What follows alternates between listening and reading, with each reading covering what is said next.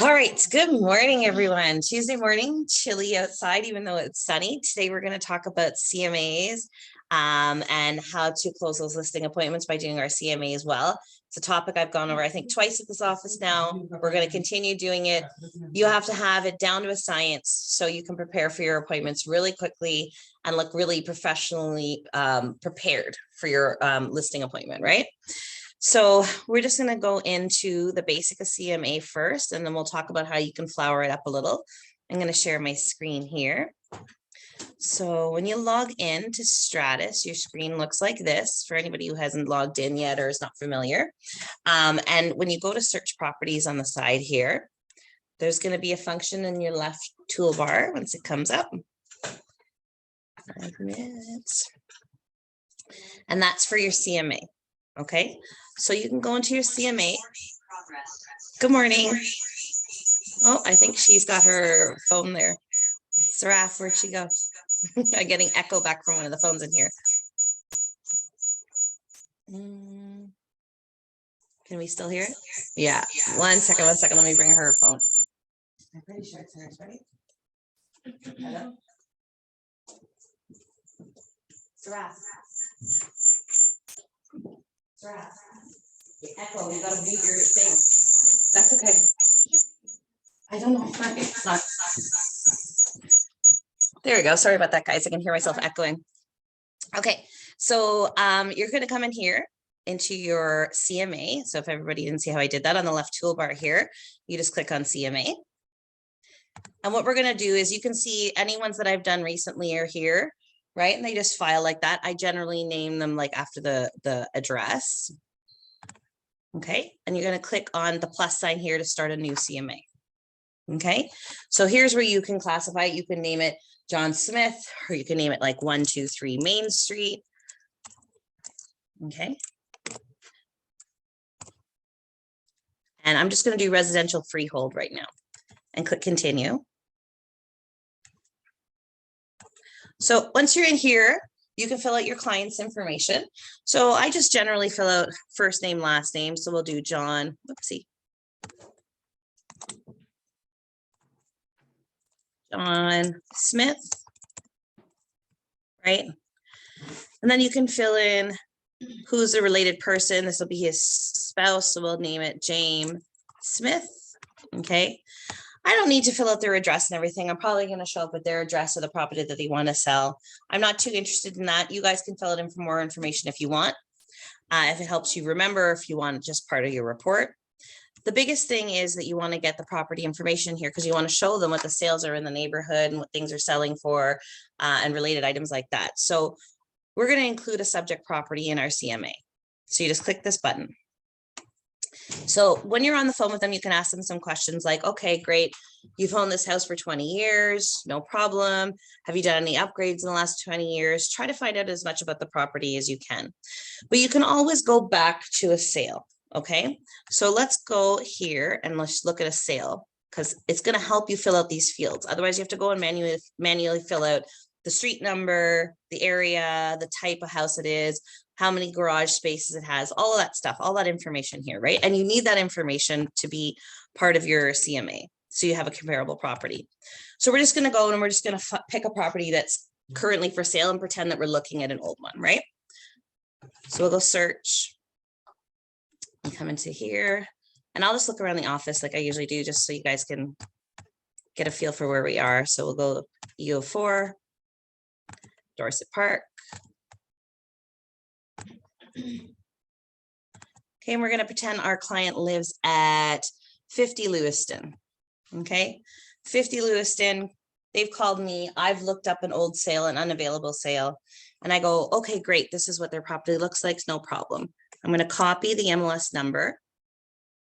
Just move this. And I'm going to go back into my CMA and I'm going to paste it here. Okay, and I'm going to say use. So you see, it's auto-filled out all the information for us, so we don't have to sit and manually fill out each field now, right? So it gives me the basics of the property. What you have to be mindful of is if you're taking an older sale, they may have changed the property. So if this said, for instance, where is it? 3-bedroom, maybe they put some bedrooms in the basement. You're going to have to update that information. So if they said, oh, well, yeah, when we bought it 20 years ago, it was 3-bedroom unfinished, but now we have a basement apartment down there. It's great. We've put 1 bedroom down there. Put 1 bedroom here, maybe go and edit it, put 1 + 1 kitchens, whatever the edits are that you think that they've told you over the phone, right? Because be mindful you're taking an old sale. Also, the other thing you have to be mindful of is when you take the old sale, here in the part where it says show suggested list price range, it's going to be the old price that it sold for. So if you're taking a sale from like the 1990s, this is going to say, look like you're suggesting to your client to sell their house for $200,000, okay, which isn't correct. So you have to go and click this button off. And if you want to, I just make really sure I just go and delete those fields, because it's also going to be the old tax information. So this will be like 1992 taxes are, you know, $700 a year kind of thing. So you want to make sure you go in and delete that when you're doing your CMA. So the other great thing is it'll bring up some good pictures of the property. You get a feel for what the property looks like. Again, if you're taking an old listing, it may be old pictures. So you want to ask them like, you know, oh, I see that the kitchen, you know, it was kind of old. Did you renovate it over the years? Find out what they've done so you can properly compare it to what has sold recently, right? Just be mindful when you're taking an old sale. And every now and then click save, because Stratus is lovely and it just glitches out on you and you lose everything, right? So I'm go save, go save, go save. Good morning. How are you?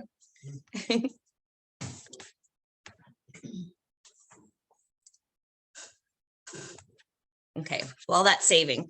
So now the next thing we're going to go in and we're going to pick comparable properties. Okay, so there's 2 ways we can do that. We can do it through this report and click on them, or we can go and browse. So let's just go and see, how do we look for comparable properties, right?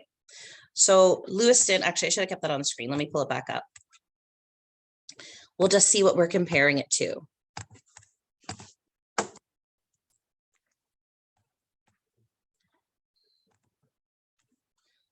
So Lewiston is a 3-bedroom, 2-washroom, detached back split. I think it said detached back split 3. Okay. So I'm going to go right in this area and I'm going to see what's comparable. So I go to search and now I want to look at unavailable properties. So unavailable properties, things that are sold in the area. And again, I'm just going to go around the office and see what has sold in the area close by.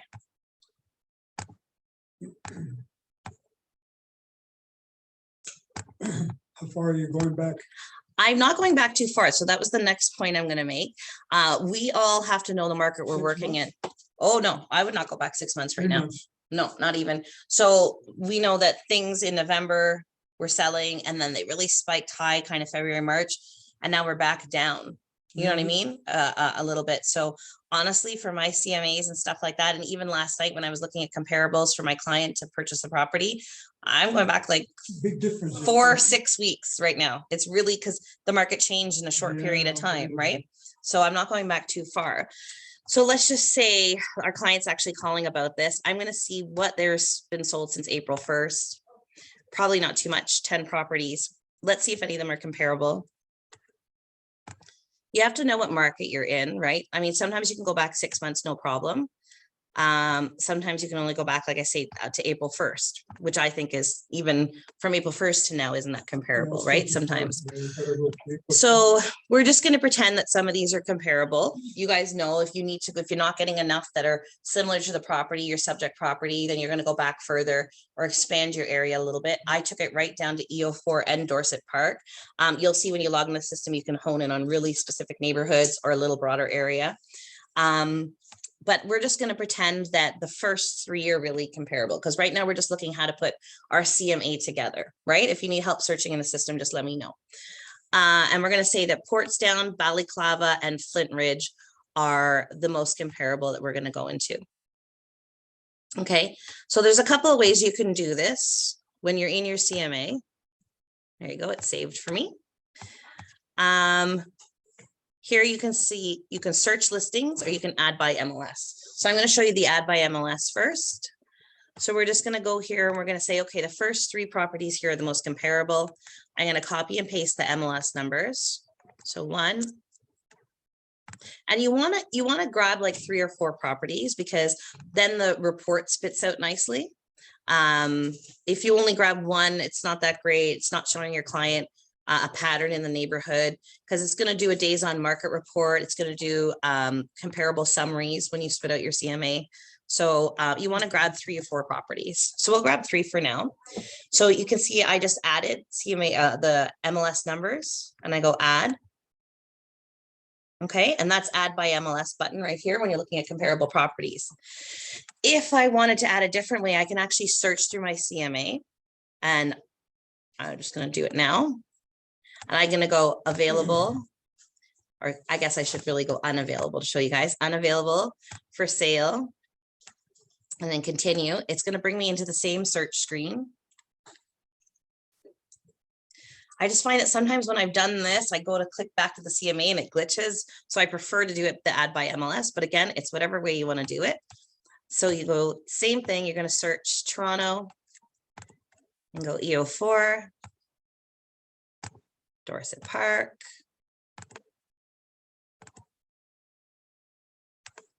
And we're just going to pretend that this one, great. I want to add that one to my report as well. We're going to say add to comparables. Okay, and you can see it, even though I had added 3, now it's added that 4th, 1 of 4. It's showing me now. Okay, so those 2 ways you can add it to your report. You can go in from the report and add it, or you can copy and paste those MLS numbers. So I'm going to save real quick.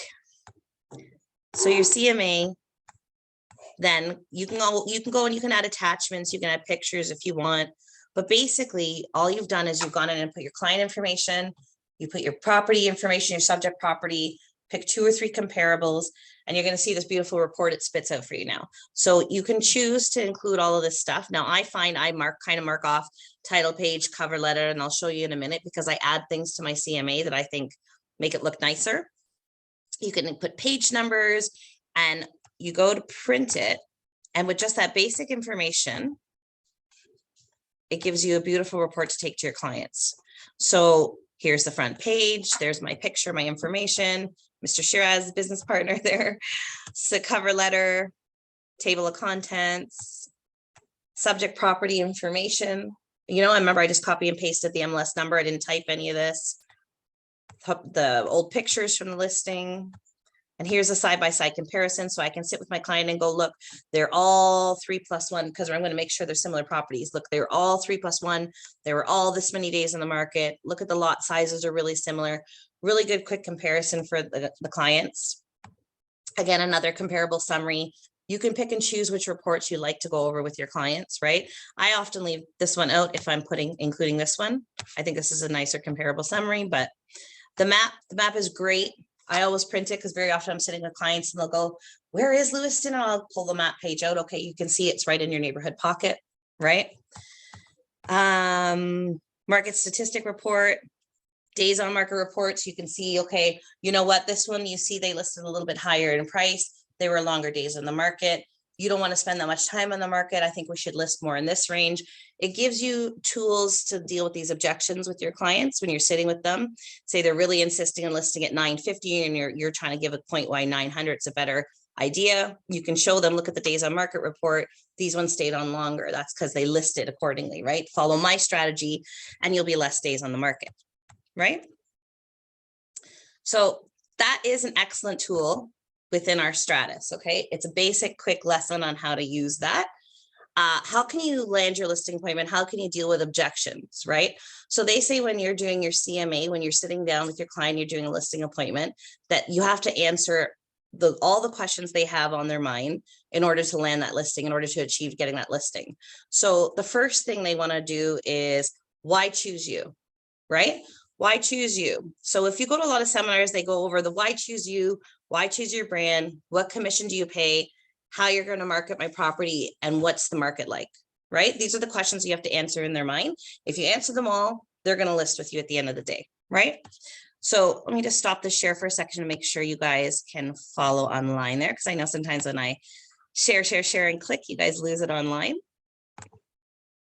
Okay. Where am I? Go here. Okay, so this is what I include with my CMA in addition to the Stratus. So you see, you're going to go in and you're going to take 5 minutes. You're going to prepare that report in Stratus. All of this other stuff you should have prepared. So it might take you a couple of days to sit and think about what you want to put into this. But when you do it, I guarantee your clients will be impressed. I know that I've last minute run to a listing appointment and they'll say, hey, you know what? I just talked to you an hour ago and you've got all this information in this beautiful booklet. And how did you do this much work in a short period of time? You're already showing your client value that you're working for them, right? So have something impressive to go with. It doesn't have to be my format. Maybe you guys are going to pre-print things at your printer. Maybe you guys are going to come up with some kind of nice folder, you know, like how we printed for Remax Ace here, those nice folders, but have something prepared to go with your client that looks professional. If you just show up and you're just telling them the information, oh, you know, this sold in your area, this sold in your neighborhood, or you hand them a couple pieces of paper you printed on the printer, I guarantee you it doesn't look very professional. A lot of people ask me too, you know, should we do this digitally? Because we are in a digital age, right? Absolutely. I put it on the PDF on my laptop or my tablet. I bring it along.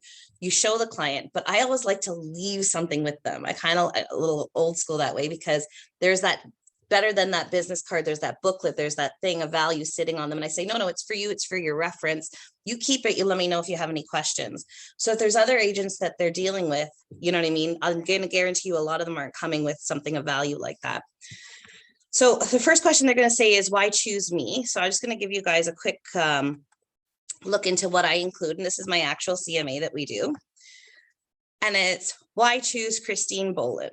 So I always say two things I can promise you. Nobody outworks me. It's true. I'm always working. I'm always worried about your listing. I'm always stressing out about it. And I'll always tell you the truth, which is important, right? I'm going to tell you, you know, okay, we're not getting good reviews when, you know, we're not getting good feedback from your showings. I don't think that market with that price will work for your listing. You know, whatever the case may be. I'm not going to say, oh yeah, but promise you the world, I'll sell for 1.5 and know that I'm not going to sell for 1.5 just to take the listing, right? Then you can just do little statistics about yourself. Have you won awards recently? If you haven't, do you have a good selling track record? I put here, would you hire me? You hired 90 plus realtors. So this is old because this is just my single one that I was doing by myself. But usually you want to focus on the strength of your brokerage. So I always say, you know what, there's 130 people out of my brokerage. It's a good chance that I might double in this deal for you. We work really heavily in this area. We sell and buy a lot. A lot of my agents do. You guys have to think of us as a one entity at the end of the day, even though we're all independent contractors, right? So you can do that. And then I just throw in a few objectives as your realtor to expose your property to as many qualified buyers until it's sold, to communicate with you on a weekly basis. Usually I do more than a weekly basis, usually sort of daily or every second day. I'm texting or updating my clients if I get some feedback, if they have a new showing, you know, different things that are happening through. To walk you through the whole process of selling your home. This is important. Selling and buying homes are big and scary things that happen, right? We take for granted that we do this every day and it's kind of second nature to us. We have to be really careful to walk our clients through the process, because for them, they don't do this every day and it's really scary. It's the biggest transaction they're going to make in their life, right? To negotiate top dollar for your property, to constantly look for the best possible methods of exposing your property to potential buyers, to provide dedicated customer service 7 days a week. If you're not going to work 7 days a week, don't put it in, right? I know that my clients can call me 7 days a week. And you guys all know if you text me at 11, most of the time I'm answering my phone. But if you want to take every Saturday, Sunday off and don't answer your phone, don't say 7 days a week. And to have your transaction go smoothly from beginning to end, right? So that's just a quick thing. And I don't mind sharing this. I've shared my CMA many times with tons of agents. This is not special to me. I just took these ideas from all these different seminars from Rob Vivian and Mike Ferry, and you go to all these guys and they all say the same thing. You can't just tell them, oh, the sales are this, hire me, right? You have to show them the value that you're providing. So the next question that you want to do is you want to push what your brand is. Why choose your brand? Okay. So they're going to probably choose a couple different agents. And I guarantee you, when people are interviewing agents, they're not just choosing one brand. They kind of want to pick a Remax guy and a chick from Center 21 and a Royal LePage and see what the three have to do. They're not going to Remax and picking 3 different people to come and interview. Okay. I also like to coordinate when we're going to do when I'm going to sit down with them and see if I can be the last person there. Because generally, if you're the first person, they're going to slough you off and they're going to say, hey, wait, I still have 2 more people to interview. Right? If they tell me, okay, so-and-so's coming at 4, I want to be there at 5. I want to be the next person because I want to close the deal because now they've heard them, they've heard me, they have all the information, they can make a decision. I want you to sign with me now. There's no reason you can't sign with me now. So anyways, you're going to go over your brand a little bit. So you guys are part of Remax. It's a really strong brand, top notch. There's a couple of different things. Again, none of these are mine. Take them, steal them. I'll share the page with you. And just some Remax facts you want to go and boast. So the biggest thing, I just put a little bit of Remax was founded in 1973 in Denver and all the boring stuff, you know, how many independently owned and operated franchises we have. They can read this over on their own time. I never sit and read this to my client.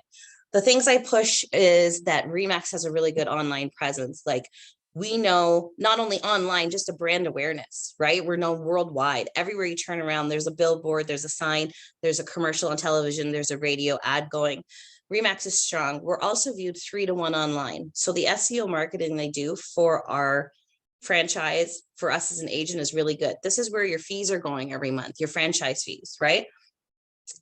You want to tell them that if I list a condo in Scarborough, and people go and they do a Google search, just an organic search online, and they go condo in Scarborough, a Remax agent is going to come up before other franchises, right? Because they push us online, because they're funneling our listings into their Remax. You know how it automatically goes to our Remax back office from Stratus, right? It goes there, and from there, whatever they're doing in the background, and I'm not a really techie person that way, whatever they're doing in the background is pushing our SEO presence online. So it's important to let our clients know that your listing is getting excellent exposure because I'm a Remax agent.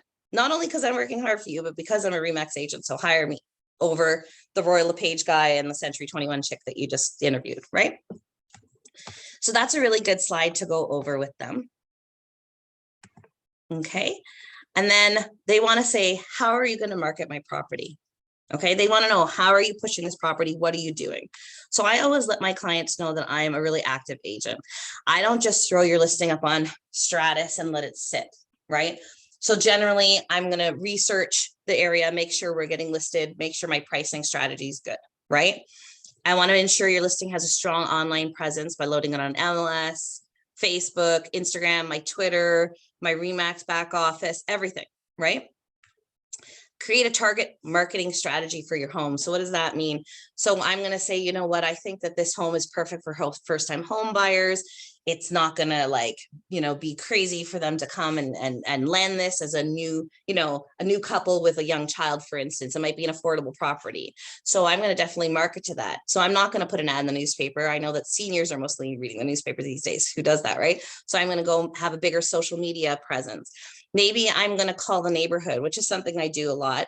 Cold calling the neighborhood. I'm going to tell them, I'm going to actively call your neighborhood and tell them, hey, this property is listed for sale. Did you see it? It's listed for this much. Do you know anybody? Do you yourself looking to move? Or do you know anybody in the neighborhood that wants to move in, or friends or family that want to move into the neighborhood, right? I'm going to contact a photo shoot of your home. I'm going to do feature sheets. I'm going to do just listed cards. Whatever it is you're going to do for your client, you're going to show them the value they're getting. This is where you're going to tell them, hey, this is what your commission is going towards. Okay. I'm putting out all this marketing ahead of time before I even sell your house. I'm putting my skin in the game because I know that I'm going to sell your property for top dollar. Right. So I'm putting this effort, this time, this money into this. Right. This is where your value proposition is. So that, again, I can share all of this with you guys. You can see and get some ideas, but put things in that you actually do. You can't, if you put in your CMA, hey, I'm going to send out just listed cards, and your client's house is sitting and you haven't done anything, they're going to say, hey, did you do that? Because I didn't see anything go around the neighborhood. And you said you were going to do that when we sat down for our appointment, right? So make sure you put in things that you actually do and you're actually going to follow through with. Does anybody have any questions at this time? I know every time I talk for an hour straight and then I run out of time. Everybody's good so far? I guess I should backtrack a little bit because I know, remember when you could choose which pages you can use in your CMA? I usually don't include those because I logoed some up. So I have, just Remax Ace, and then I'll put like the picture of the property there, right? And then my title page, I have my picture, my information, right? And then the cover letter, I wrote my own cover letter. So it says similar to what it said in Stratus. I just make it a little more personal. I'll put in the person's address, personally address the letter to them for the CMA, right? And so we did the why me, why choose my brokerage. So the other thing you want to go over is the commission. So this is the current market. The commission, one second here, let me go. I think it's in my objections folder. The commission is the biggest thing. So that's the biggest objection you're going to handle at the end of the day. So let me see if I can find my commission breakdown. There we go. Okay. So how do we get, it doesn't want to open for me. There we go. How do we get more commission at the end of the day? Refresh. Doesn't want to open for me. All right. Let's check. I might have it one more spot here. What do we hear mostly as an objection in our listing appointments? We hear, hey, that guy's doing it for 1%, right? Why do I hire you when you want 2.5, right? How do we get more commission at the end of the day? I wish this would open. Just one moment. Let me try one more time. It wants to be difficult this morning. All right, no problem. Commission breakdown, objection handling. You guys have probably seen my slide a million times and I like it, but you don't need the visual. The visual is just nice to have at the end of the day when you want to look at it, but I'll explain it to you anyways. So basically when you're going to them, you're going to say to them, why am I giving you 1% commission? Why am I giving you more than 1% commission? The guy I just interviewed before me said he's going to do it for 1%. The first thing I say is I go, if that guy's not going to fight for his own value, how is he going to fight for the value of your property? This is just his commission we're talking about. I'm selling your $1.5 million property. How am I going to fight for your value if I can't fight for my own value? I just showed you all the things I could do for the property. You see, I've already put a lot of time and energy into it. Okay. And let me just explain how commission works for you. I can do it close to his commission. Okay. There's 5% commission, 2.5 and 2.5. 2.5 has to go to the co-op, right? Out of the 2.5, I get 1.25. My brokerage gets 1.25. They don't know what our splits are. The public has a general understanding of, okay, you know, this is the going commission rate for selling a home. But when it comes to our independent contractor rates and our contracts we have signed at the office, they don't have a good grasp of that. So I'm going to say 1.25 and 1.25, you know, Remax ACE is taking 1.25. So of my 1.25, okay, you know, I'll take off 0.25 and I'll do it for 1% as well. Okay. So if the client thinks that you walk through it and you're saying to them, okay, I'll do it for 1%. Most of them don't understand fully exactly what that means. They just hear this other person that said 1%. But what is our 1% getting us? 4.75 total commission. Do you see what I'm saying? If you guys don't follow, I could even put it on the board if you guys haven't followed it. I'll try to find the breakdown sheet again and send it to you. But this is how I explain it to most people. I'll go, okay, no problem. I'll do it for the 1% as well. Okay. Right. And when you break it down, you sign 4.75. And if you get some savvy people who say, no, that guy's doing it for a total of 3.5. I say, okay, then I just go back to my value proposition and I try. But at the end of the day, I always say, don't walk away from 3.5. Why? Because there's so much more value at the end of the day. 3.5 is still money in your pocket. It's better something in your pocket, because if not, the other realtor they interviewed before you is going to get it for 3.5, right? You get your side and lawn, yeah. And I guess having a listing would make like you'd have to spend money on advertising and stuff, but then you have a listing for free. So if you, I mean, not for free, but it's Yeah, like, but that's exactly what I was going to say. Your sign and lawn is free advertising. You're probably going to collect a couple buyers from that listing, because people are calling for that property that aren't going to buy that property. You got to be good at collecting their information, saying, hey, you know, this property, you don't think it'll do for you. So can I find you something else? Can I send you emails of other things in the area if you don't think this is going to be in your budget, right? So don't lose the listing at the end of the day. It's just a strategy to try and get you more commission, because, you know, we are working hard and our clients expect a lot of us these days, especially during COVID. You know, we went from taking basic pictures to everybody needs a virtual tour. Then they want a 360 tour. Then we're throwing up drone photos. You know, it's coming more and more and more money out of our pocket up front before we sell that property, right? So we just want to make sure at the end of the day that we're fighting for our commission, right? We earn it. We know how hard we work. There's a general view of the public that we just throw up listings and sit, but we all know how hard we work. We're up till like 1 o'clock in the morning, like me last night, right? We're putting in long hours, long days. We're taking a million phone calls. We're coordinating the showings. We're doing the pictures. We're working on our social media. We're trying to push this listing to our colleagues and, you know, our clients all day long. We know how hard we work, right? So just try and push for that commission at the end of the day. And hopefully you'll get it with that trick, right? And then last but not least, I always throw in, let me go back here. I'm just trying to find my commission breakdown. So I'm out of my CMA now. Thank you and refer. Oh, they want to know how the market's going. That's what it is. That was the next one. So the current market. So again, you don't have to choose these 3 statistics, but you just want to let them know that you have a general idea. They don't want to hire an agent that doesn't know what's happening, right? So we all should be knowledgeable what's happening in our area of expertise, right? We should know a basic idea of what the interest rate is right now.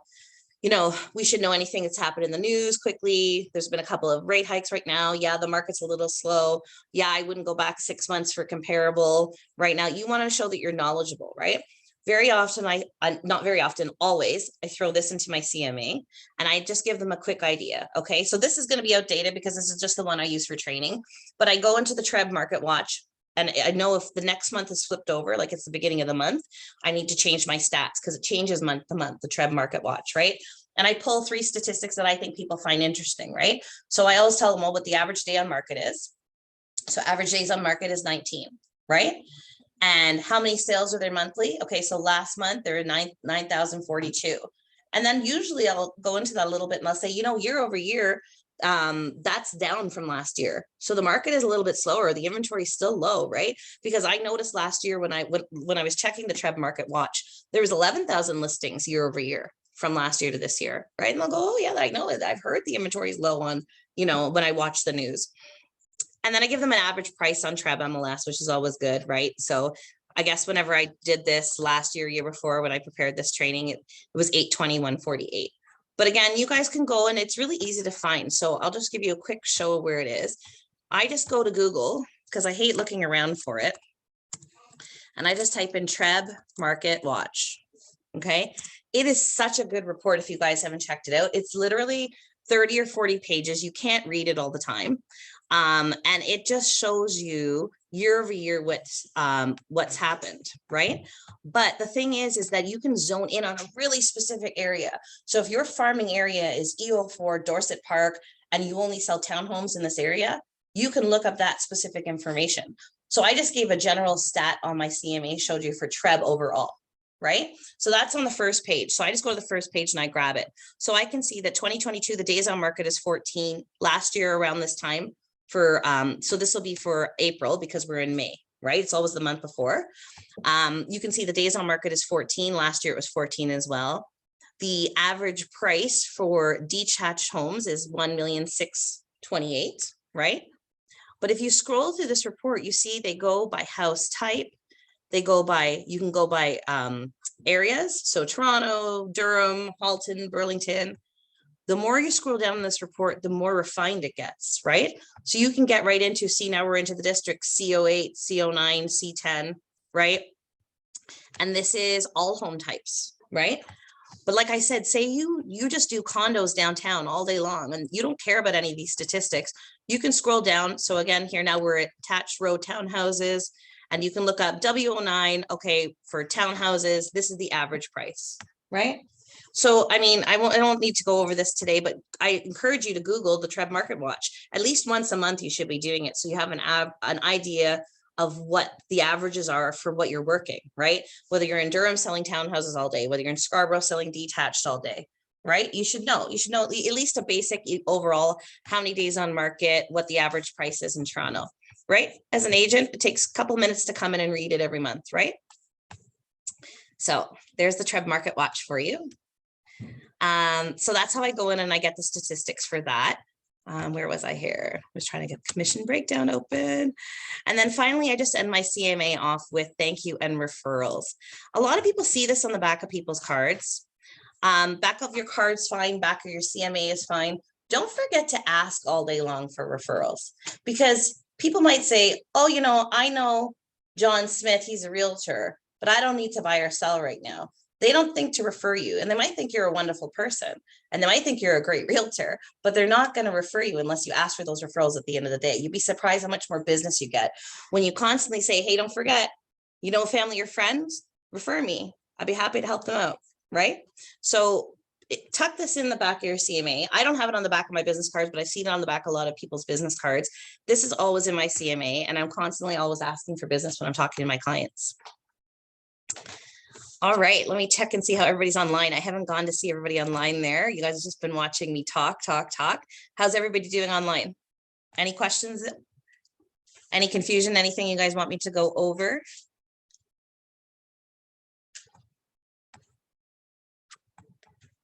So go in today, tomorrow, whenever you guys have a chance, and go and practice. Go in and make just a fake CMA so you're ready to do it when you have a listing appointment, right? Just go put in 123 Main Street, or actually focus on a house and try to find comparables to that house and see how you make out. And if you get stuck, reach out, call me, we'll go over it, and I'll show you guys, guide you through it, help you prepare for your listing appointment. A lot of times pricing is a big thing. You know, people get nervous. Oh, what price do I tell my client at the end of the day? Right? You have to get a general feel for what they're looking for and guide them compared to what the neighborhood sales are. It has to be kind of a happy medium between the two, right? Because if you go and you tell them, you look, you're only getting 800 for your house and they want 900, they're going to use the agent that's telling them 900. But you don't want to push and say, oh yeah, no, I can sell for 900. You want to tell them, look, I've done all my research. And at the end of the day, I think the max we can get here is 850. But, you know, we're going to try our best. Maybe we'll use this strategy by having a bid date and try and push it up, which isn't working so great right now. Or maybe we'll use this strategy where we price it what you like. And in a week, if we're not getting any showings or offers, then we do a price change, right? Which isn't ideal, but you go over the pros and cons with your client, but don't lose out at the end of the day. Like I say, just land your listing. If you're having trouble preparing for it, just let me know. I can help you. And yeah, let me know if you guys have any questions. Everybody good there?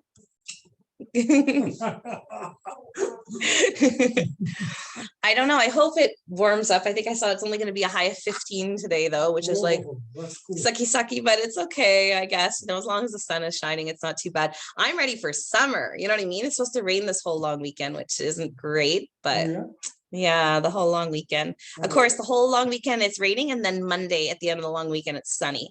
So, you know, Murphy's Law again. But anyways. All right, everybody there online, good?